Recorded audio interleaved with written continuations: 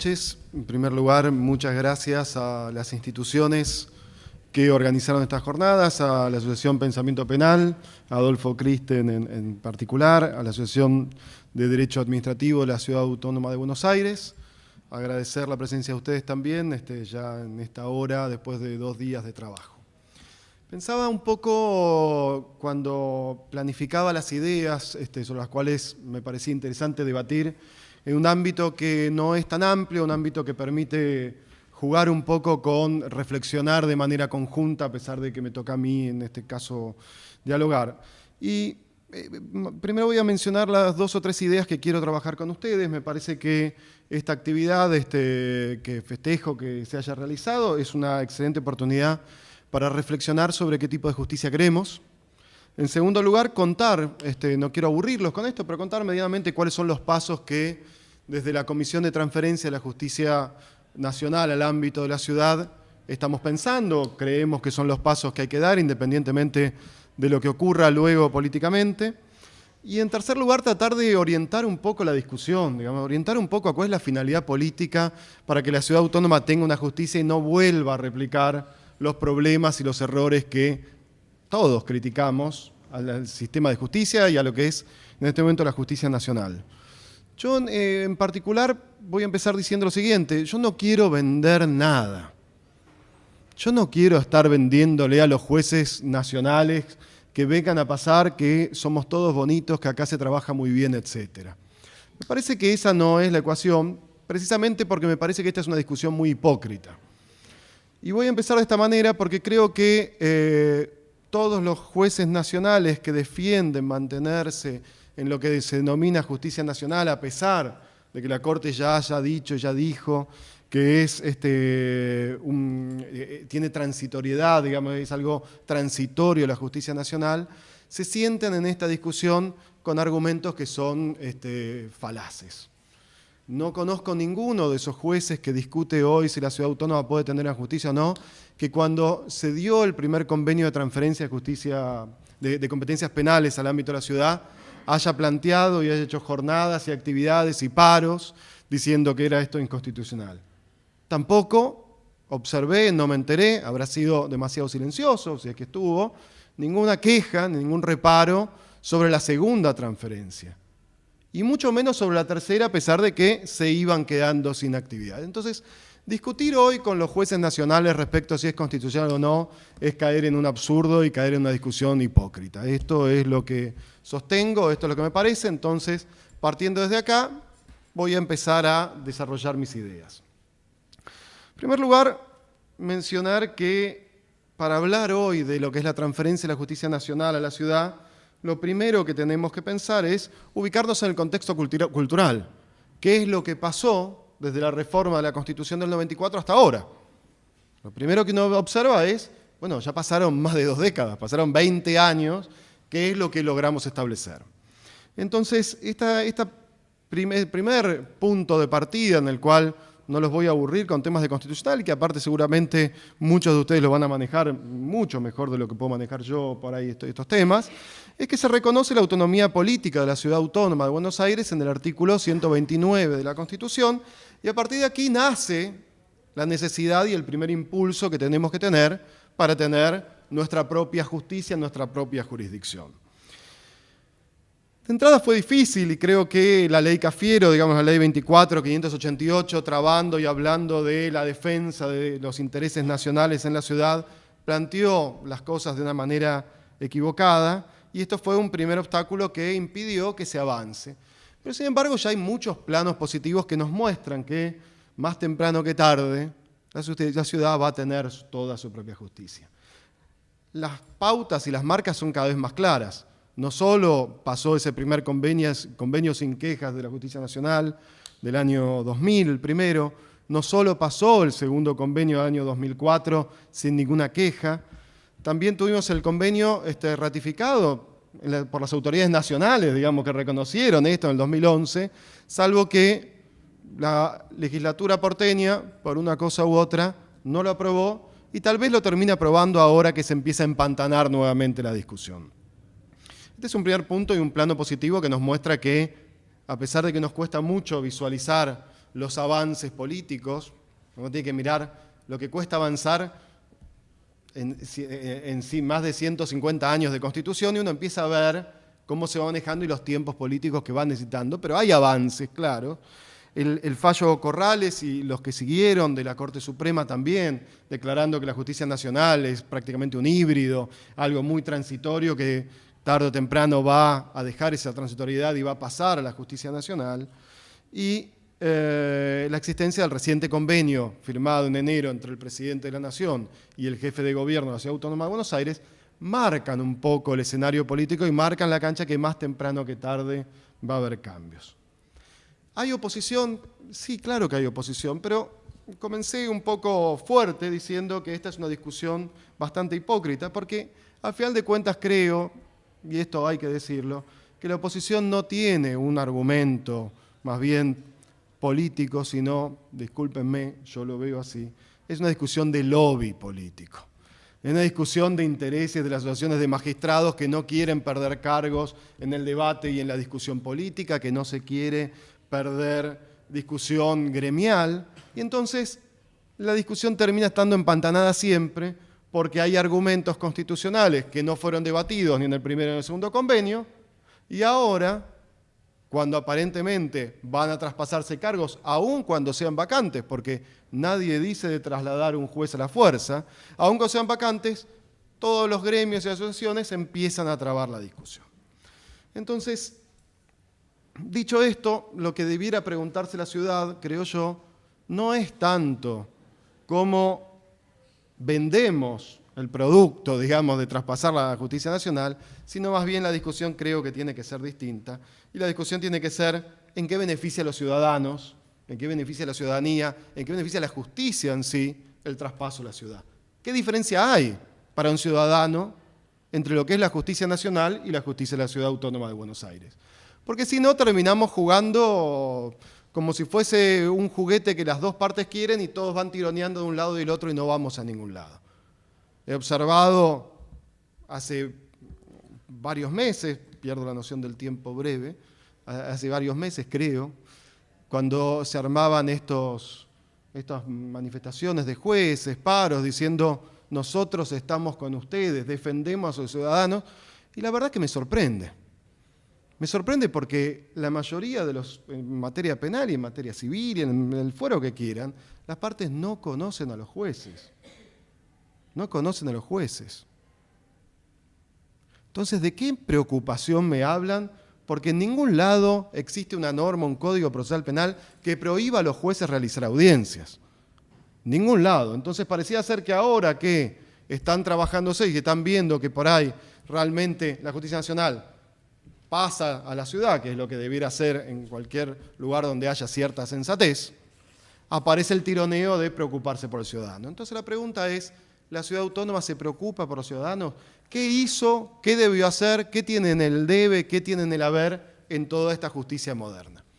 Y yo siempre trabajamos, mi maestro es Alberto Binder, digamos, y siempre Alberto en todas las reformas hay una frase que lo caracteriza que dice, uno cuando trabaja en una reforma o en la mejora de la justicia, no tiene que parecerse tanto a una especie de sacerdote que va hablando cosas buenas, etcétera, sino tiene que ser un crítico sobre los planos que se avanzan. Nunca una justicia que pretende reformarse y mejorarse puede estar estancada en una visión sesgada en los pequeños éxitos. Entonces creo que sí, la ciudad autónoma tiene algunos pequeños éxitos, aunque sinceramente parecen más titulares que otra cosa. La ciudad de Buenos Aires, en los foros que arma, trata de tener una justicia más dinámica, trata de tener una justicia más participativa, trata de tener una justicia más oral, trata de tener una justicia con solución al conflicto. Y estos parecen ser algunos de los basamentos que tienen como mirada final una justicia republicana. Creo que estos son los titulares que, en primer lugar, se deben perseguir. Creo que esa es la diferencia que, a pesar de que haya más titulares por ahí a veces que carne, digamos, es tan antiguo, atrasa tanto la justicia nacional que cualquier mínimo éxito ya es una diferencia enorme. Ustedes se fijan en lo que es la discusión de una libertad pública en la Ciudad de Buenos Aires y en la Nación. No voy a hablar del modelo de flagrancia, que no queda claro todavía dónde se hace ni en dónde se puede asistir a una audiencia y demás. Pero si me fija es, el sistema escrito históricamente decía la defensa pide una libertad pública, pide la libertad del imputado, el fiscal se opone con sus argumentos y luego resuelve el juez. Y los principios mínimos de la Corte que habla de acusación, defensa, prueba y sentencia, ¿no es que la defensa tiene que tener la última palabra? Los jueces nacionales jamás se preocuparon por respetar ese mínimo detalle. En el modelo de la ciudad hay otra lógica, otra oralidad, con problemas, con suspensión de audiencia, con distintas diferencias, pero hay otra lógica, hay otra idea que apunta a la reforma. Desde esa lógica, en el Consejo de la Magistratura se piensa y se dice, bueno, ¿cuáles son los puntos centrales que se debe trabajar para recibir las nuevas competencias penales? Porque esto es lo que está en discusión. No porque solo haya que pensar en materia penal, sino porque hoy está en la discusión esto.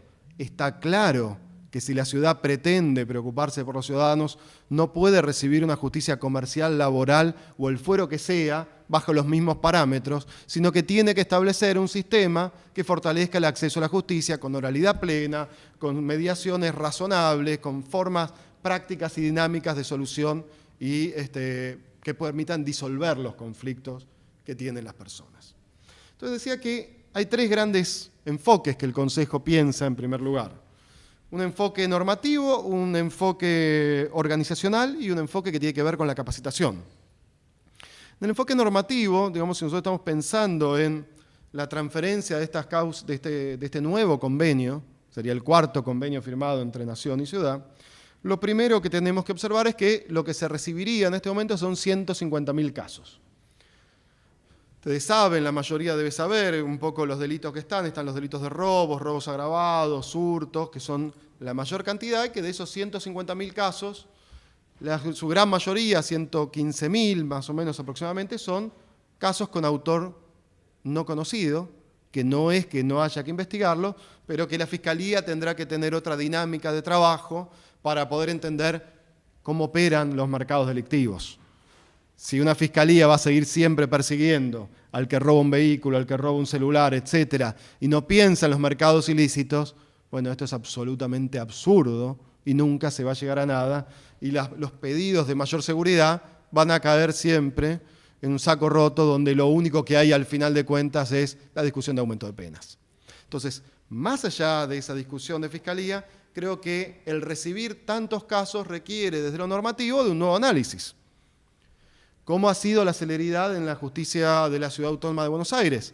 Se profesa un modelo en el cual tiene que ser muy dinámico y, sin embargo, no parece ser tan así.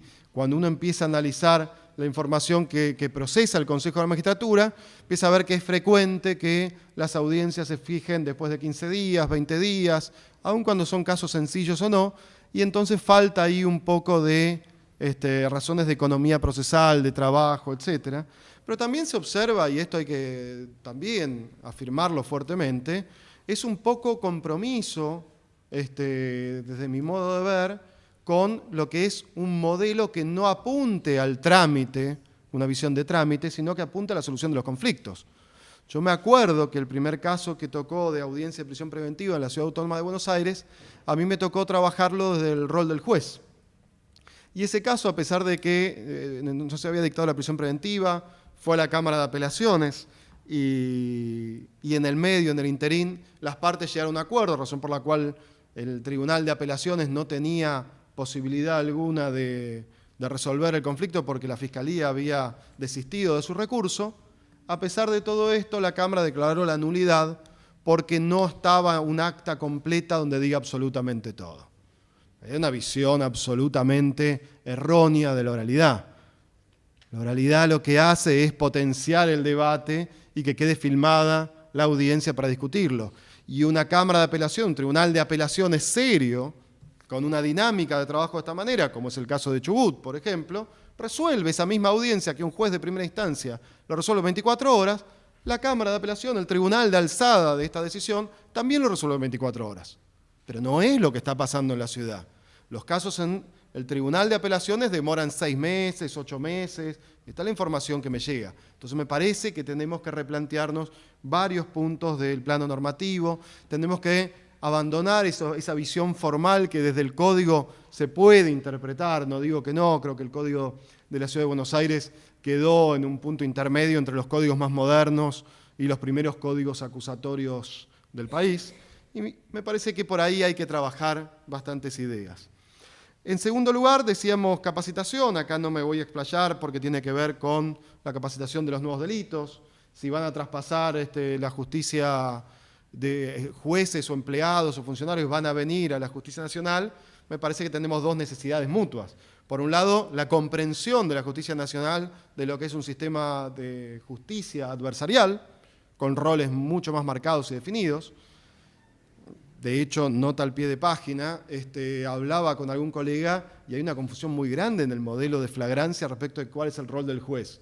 No han tenido ningún tipo de capacitación y los jueces no saben si tienen que hablar, no tienen que hablar, qué decir, qué preguntar, me meto, no me meto. Nadie tiene muy claro nada. Y por el lado del Poder Judicial de la Ciudad Autónoma de Buenos Aires, también hay una necesidad. Son delitos en los cuales no venimos trabajando, son delitos que tampoco sirve tanto la jurisprudencia para observar las distintas interpretaciones, sino que lo que tenemos que jugar son partes y jueces en reinterpretar las nuevas figuras penales para ver cómo se traducen en hechos los elementos normativos del tipo.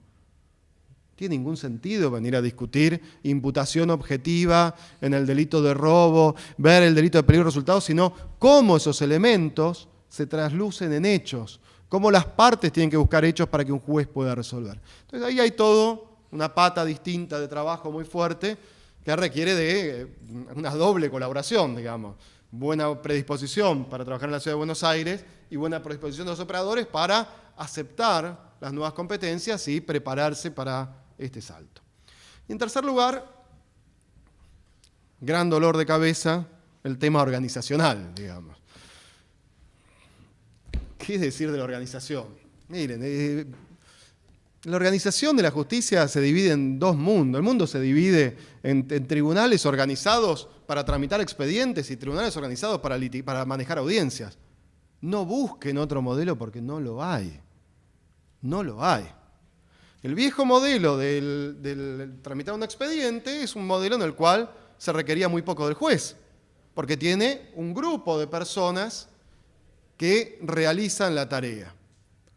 Pero este modelo tiene una lógica, no es que cuando los constituyentes establecieron el juicio por jurados, hubo una voluntad finalmente de sensatez y decir, bueno, miren, la verdad que la pifiamos, no vayamos por jurados, porque bla, bla, bla. Yo creo que el motivo por el cual pasan tantos años hasta que aparece el primer proyecto de la Plaza González donde se establece el jurado y nunca se aprueba, tiene que ver por la carencia de abogados que había en Argentina. Los otros días leía que cuando Moreno se recibe de abogado, había 90 abogados en la Ciudad de Buenos Aires, digamos, en Buenos Aires. Entonces, imagínense la dificultad de establecer un modelo de juicio por jurado con litigio adversarial, estratégico, con partes, etcétera, cuando no tenés la materia prima que son los abogados. Si este es el problema en Buenos Aires, imagínense en las distintas provincias el gran problema que tenía. Y eso lo que terminó generando es una tradición muy fuerte de debilidad de la ley. La ley dice que, pero nosotros hacemos, la ley dice A, nosotros hacemos B. Y esto nos cuesta mucho salir. Entonces, cuando uno ve el mapa de Argentina, de América Latina, y empieza a ver la organización judicial, en realidad, salvo Buenos Aires, ve que todos los sistemas que empezaban a trabajar en audiencias tienen colegios de jueces, tienen oficina judicial, y funcionan de esa manera, porque lo que se necesita son audiencias.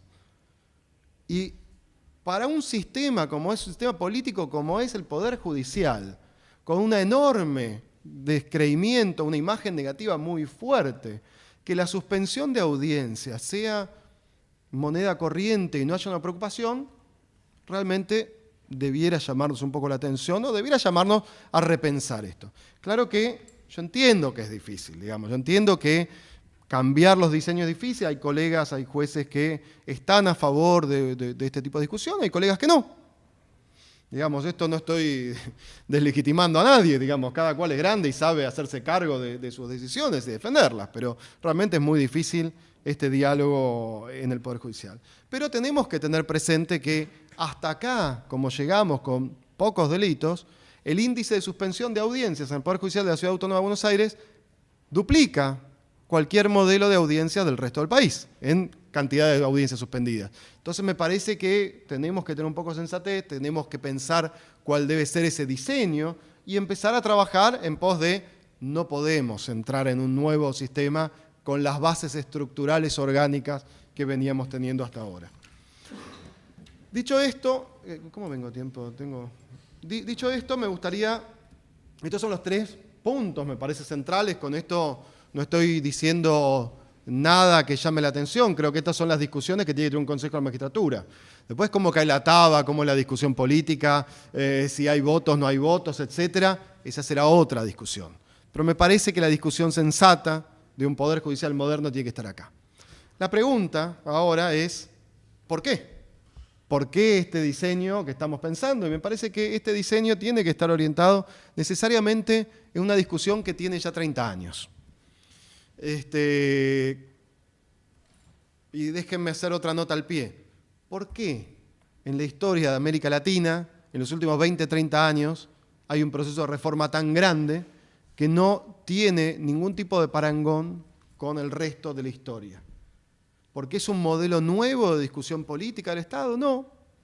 Es lo mismo que la mayoría de los países latinoamericanos en sus constituciones establecieron de abandonar un modelo de justicia monárquica y abrazar el modelo de justicia anglosajona, que no es otra cosa que la tradición de Occidente desde la antigua Roma.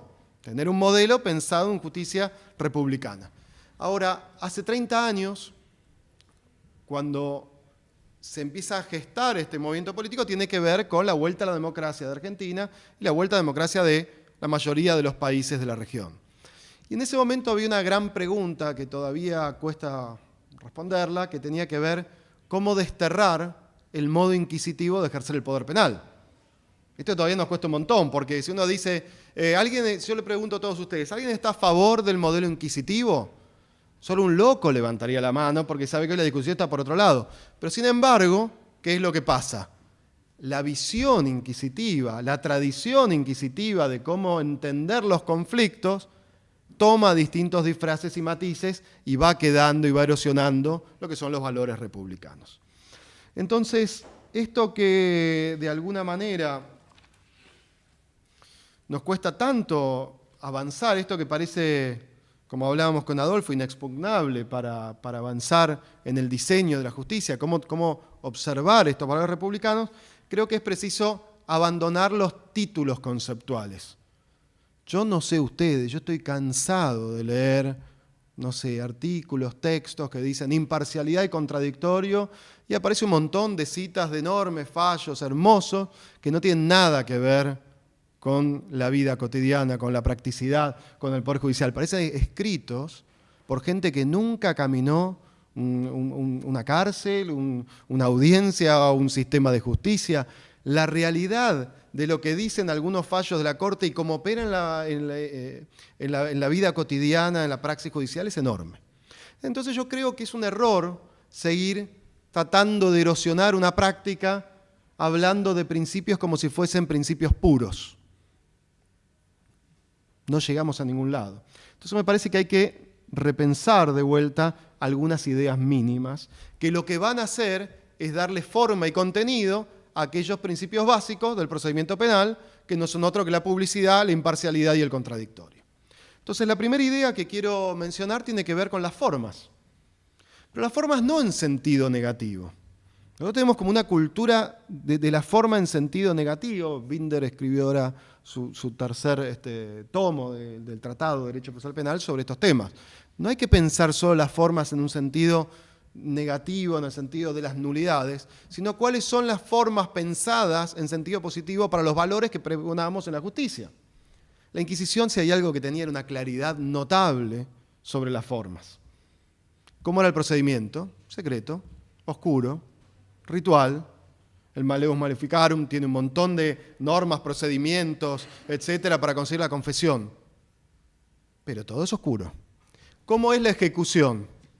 Pública, en las plazas públicas, hogueras, modelos, torturas, golpes, etc., con una finalidad muy clara. Es un modelo autoritario. Lo que todavía no logramos diferenciar y entender son las formas del sistema adversarial. No es igual que un juez de instrucción de la Justicia Nacional tan preocupada por los ciudadanos haga las audiencias a la hora que le plazca en el despacho más oscuro y recóndito del Palacio de Tribunales. No es gratis. Todavía tenemos que encontrar cuáles son las formas que dan validez y fortaleza a los valores republicanos. Hay símbolos que uno ya los empieza a abandonar. La cruz en el modelo de audiencia, leía un viejo libro de Piero Calamandrei que hablaba, que decía, miren, básicamente dice algo así, dice, miren, si quieren poner la cruz está bien, pónganla, pero no lo pongan en la espalda de los jueces para que solo la persona que está juzgado vea el mayor acto de injusticia de un sistema penal, sino en todo caso pónganlo en la espalda del imputado para que el juez vea el riesgo de error judicial. Y todavía tenemos que desarrollar cómo son las salas de audiencias, cómo son las formas, cómo son los valores de la oralidad, cómo se fortalece el contradictorio. Todo eso es lo que nos va a potenciar como sistema de justicia los valores republicanos. En segundo lugar, creo que todavía nos falta enorme esfuerzo en trabajar la legitimidad del castigo. Anthony Duff, en un trabajo que fue publicado acá en el siglo XXI, menciona algunas condiciones mínimas para sostener la legitimidad del castigo. Él menciona el lenguaje que se utiliza. Verán que todavía hay muchos jueces que cuesta mucho salir del lenguaje jurídico e ir a un lenguaje coloquial, hablar con el imputado, con la víctima cuando se resuelve, es algo que todavía cuesta bastante esfuerzo. Habla del modelo no exclusivo.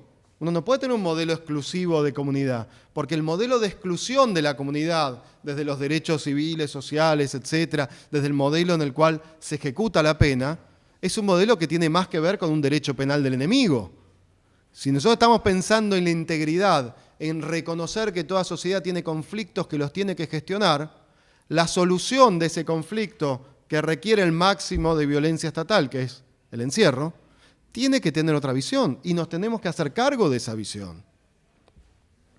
En tercer lugar, tiene que ver con los controles que se van realizando. Después, que no nos llame la atención que pase el caso del juez Rossi en Entre Ríos con los problemas que tiene cuando nadie se preocupa por los controles. Y por último, que esto es el punto que voy a dejar a mi compañero después para que hable de jurados, el jurados es lo que potencia los valores republicanos. Recién, en el programa anual de litigación que tenemos aquí en la UBA con Alberto Binder, estaba hablando Andrés Harfuch. Y Andrés Harfuch, en esa primera clase de jurados, que aprovecho y menciono estas ideas, es que la potencia de un sistema de jurados es mucho más fuerte, es enorme en comparación con un sistema del civil law. ¿Por qué? Por la imparcialidad que genera, para empezar. No es que el fiscal puede llevar cualquier caso a juicio como se le da la gana. Tiene un gran jurado que lo limita. No es que el juez profesional tiene enormes costos si toma una decisión contramayoritaria. Tiene un jurado que resuelve. No es que las técnicas de litigio no importan tanto porque sabemos que entre relatores, funcionarios, empleados y jueces se van pasando información del caso, porque el jurado no tiene ningún interés y no conoce nada del caso. Así que si se litiga mal, la respuesta va a ser la absolución, como sigue pasando ya en pocos casos en la provincia de Buenos Aires. Al inicio eran muchas absoluciones, pues los fiscales decían, bueno, sigo litigando como hasta ahora y no pasa nada. Entonces, la Ciudad de Buenos Aires también tiene que avanzar por jurados. Es una vergüenza que la Ciudad de Buenos Aires, a pesar de no tener un costo político para establecer un juicio por jurados, porque prácticamente todavía no hay delitos, no se ponga a trabajar seriamente en establecer un juicio por jurados y en empezar de a poco a democratizar el poder de la justicia. Y por último, un tercer gran eje que hay que trabajar es reconocer que hay dos modelos de construcción del conocimiento, hay dos modelos, si se quiere, epistemológicos. Cuando Ferraioli empieza a trabajar en Derecho y Razón, su primer capítulo, lo dedica a esto. ¿Cuál es la epistemología de la Inquisición? ¿Cuál es la epistemología del sistema adversarial? Y acá es donde se ve en el plano teórico bien claro. No hay que ir al plano teórico para la imparcialidad y la contradicción. Ahí hay que ir al contenido que tienen las normas. Pero en el plano teórico conceptual, desde ahí, Uno ve muy claro la visión del trámite en el modelo inquisitivo, porque lo que se busca es el secreto y el oscurantismo. Uno ve muy claro el modelo de infracción a una ley penal antes que un conflicto de partes. Uno ve muy claro la poca importancia que le dan a la baja calidad de información que trasunta un modelo de juicio oral encriptado, como es el modelo mixto, o un modelo del vieja etapa plenaria del juicio oral por escrito. Y del otro lado, tenemos que construir cuáles son esas herramientas o bases del sistema adversarial y que la ciudad tiene que tomar cartas en el asunto. Cómo potenciar la imparcialidad y la contradicción con nuevas formas es un reto que tenemos y que hay que empezar a trabajar para que realmente a los ciudadanos no les sea indiferente, al final de cuentas, lo que le ofrece una justicia nacional o una justicia de la Ciudad de Buenos Aires.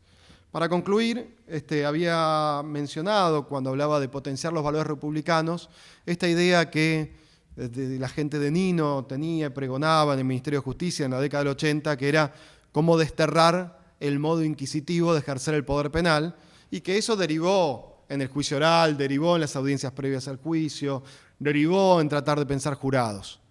No puede ser que 30 años después sigamos en la misma discusión.